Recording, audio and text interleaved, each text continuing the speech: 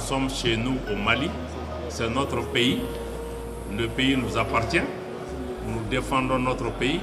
Notre armée aujourd'hui dispose des capacités militaires qui peuvent dissuader plus d'un si on n'a pas compris ça encore. Donc le Mali n'est pas là, moi je ne suis pas là, les forces armées ne sont pas là en train de trembler parce qu'on nous a dit qu'il y a quelques illuminés qui sont pas loin de Bamako qui sont en train d'essayer de prendre la ville. Encore une fois, je dis de dire à ceux-ci de se réveiller. De se réveiller. Ils parlent de quel Mali?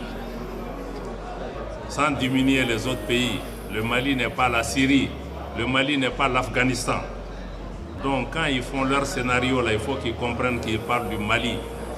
Un pays éternel. Un pays qui a été là, un grand pays. Un grand peuple.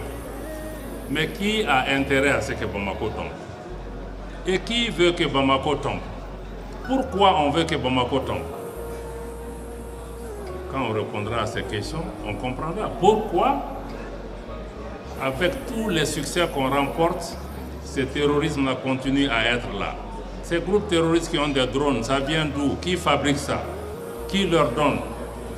Dans des zones où on n'arrive pas à manger, qui leur donne ces véhicules 4x4 rutilant, tous ces moyens? Okay, quand on répondra à cette question, on comprendra que, en réalité, c'est d'autres. Et récemment, j'ai vu même hier, le chef des services de renseignement français, qui était sur une télévision, et qui a dit qu'il ne pense pas que les terroristes peuvent prendre Bamako. Ça, il ne nous dit pas quelque chose, ça, c'est lui seul qui pensait ça, pas nous.